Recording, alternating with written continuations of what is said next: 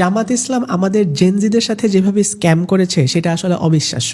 কিভাবে স্ক্যাম করেছে আমরা একটু বলি।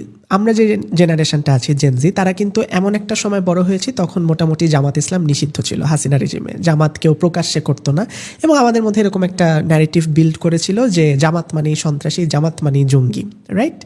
বাট ওই সময়ে এরকম একটা পোস্ট ন্যারেটিভও মনে হয় প্রচলিত ছিল যে জামাত ইসলামের লোকগুলা না আসলে সবসময় জেনুইনলি ভালো এবং জামাত ইসলামের সাংগঠনিক শক্তি, জামাত ইসলাম অনেক অর্গানাইজড, অনেক ডিসিপ্লিনড একটা দল। ইভেন যারা আওয়ামী লীগ করতো তারাও এই কথাটা বলতো যে যত যাই বলো জামাতের লোকগুলা কিন্তু প্রচণ্ড ডিসিপ্লিনড, জামাতের লোকগুলা কিন্তু অনেক ভালো। এবং আমরা যখন এই যে 24-এর গণ অভ্যুত্থানের পরে ন্যাশনাল ইলেকশনের আগে যে একটা পোস্ট ন্যারেটিভ সেগমেন্ট চলছিল, ওখানেও কিন্তু জেনজিরা অনেকেই এটা ভেবে জামাতের পক্ষে ছিল যে আসলে অনেক তো হয়েছে ওদেরকে দোষারোপ করা, আমরা তো ওদেরকে কখনো দেখি নাই, but they are actually good people. তারা বাকি যে মেইন স্ট্রিম পলিটিক্যাল পার্টিগুলো আছে তার থেকে অ্যাকচুয়ালি আলাদা। যারা জামাত সাপোর্ট করতো না, যে জামাতের ইডিওলজির সাথে আমার ইডিওলজি যায় না, তারাও এটা বলতো যে জামাতকে একটা সুযোগ দেওয়া উচিত। মজার ব্যাপার হচ্ছে এই আন্ডারগ্রাউন্ড থেকে যখন জামাত ইসলাম সারফেস লেভেলে চলে আসছে, সেইখানে কিন্তু এটা মনে হয় জামাত ইসলামের জন্য একটা কার্স। তারা যখন আন্ডারগ্রাউন্ড থেকে সারফেস লেভেল চলে আসছে, দিন দিন তাদের মুখোশ খুলে যাচ্ছে। তারা এত মেধাবীদের দল, সংসদে তাদের বাজেট নিয়ে কনস্ট্রাকটিভ ক্রিটিসিজম করার মতন একটা লোক নেই। আমির হামজা বলে কি 9 লাখ কোটি না হয়ে 6,000 কোটি নাকি একটা বললো যে এত কোটি হলে ভালো হইতো। একবার সংসদে দাঁড়ায় বলে বাবা মুক্তিযোদ্ধা ছিল, পরে দেখা গেছে বাবা বেঁচেই আছে। আরেকবার সংসদে দাঁড়ায় ফ্রিজ এসি চায়, মানে এরকম তো চলতেছে। লেটেস্ট যেটা হলো সাতক্ষীরার এমপি গাজী নজরুল ইসলাম, উনি হোটেল রুমে একটা মেয়েকে নিয়ে ওইভাবে ধরা পড়লো।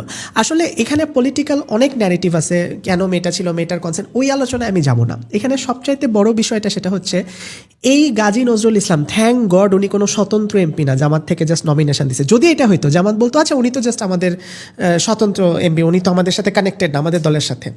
এই গাজী নজরুল ইসলাম হচ্ছে সেই কোরামের লোক, জামাত ইসলামে একটা এলিট লোকেদের কোরাম আছে এবং এই কোরামে 7-8 জন বেঁচে আছে। এরা হচ্ছে সেই কোরাম যারা 90-91 সালে জামাতের এমপি ছিল এবং আঞ্চলিক রাজনীতি থেকে শুরু করে আরবান লেভেলের রাজনীতি সব জায়গায় এইসব নেতাদের একটা মানে বিস্তর ইম্প্যাক্ট আছে। এই 7-8 জন জেমের মধ্যে এই গাজী নজরুল ইসলাম হইল একজন। উনি এরকম একটা কাজ করলো, যাকে আমরা দেখলাম নির্বাচনের আগে পর্দার আড়ালে থেকে মেয়েদের সাথে কথা বলে, সতর ঢাকা নিয়ে বয়ান দেয়, এটা সেটা। সবচেয়ে দুঃখজনক ব্যাপার সেটা হচ্ছে যে এরকম একটা ঘটনা হইতে পারে, এখন একজনকে দিয়া দলের বাকি জনকে জাজ করার কোনো সুযোগ নাই। কিন্তু সমস্যাটা যখন হয়, এটাকে ডিফেন্ড করার জন্য তারা প্রথমে বললো এআই জেনারেটেড, পরে বললো দ্বিতীয় বিয়া, 3 নম্বরে আমরা দেখলাম যে ওনার ফার্স্ট ওয়াইফকে দিয়ে একটা বিবৃতি দেওয়াচ্ছে, ওইটা উনি পারতেছে না, দেখে দেখে পড়তেছে, এরকম একটা সিচুয়েশন। খুবই বাজে অবস্থা। চিন্তা করেন, যেই মহিলা ফার্স্ট ওয়াইফকে দিয়ে আজকে এই বিবৃতিটা দেওয়ানো হচ্ছে, সেই মহিলা শেখ হাসিনার আমলে জামাতের উপর যে নিষ্পেষণ হয়েছে, সেই সময় এই মহিলা ওনার জামাই জামাত করতো, মানে ওনার এই হাজব্যান্ড জামাত করতো জন্যে পুলিশের হাজতে মেয়ে সহ দিনপাত করছে। আজকে যখন ভালো সময় আসছে, সে হাজব্যান্ডকে বাঁচানোর জন্য দ্বিতীয় বউয়ের পক্ষে সাফাই গাইতেছে। মানে কোন লেভেলে চলে গেছি আমরা। তার চেয়ে বড় কথা, আমরা রিসেন্টলি জামাত ইসলামের পেজ থেকে দেখলাম কোনো রকম বিবৃতি না দিয়ে একটা আল্লাহর কুরআনের আয়াত দিয়ে দিছে যে আল্লাহই সিদ্ধান্ত নেবেন কাকে ক্ষমা করবে, আল্লাহই সিদ্ধান্ত নেবেন কাকে শাস্তি দিবে।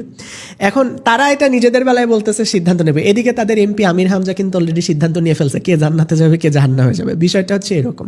তো এই যে একজনকে এমপি বানায় দেওয়া, প্রত্যেকটা ন্যারেটিভের আন্ডারে ধর্ম বিক্রি করা, আমি জানি না এগুলা শেষ কোথায়।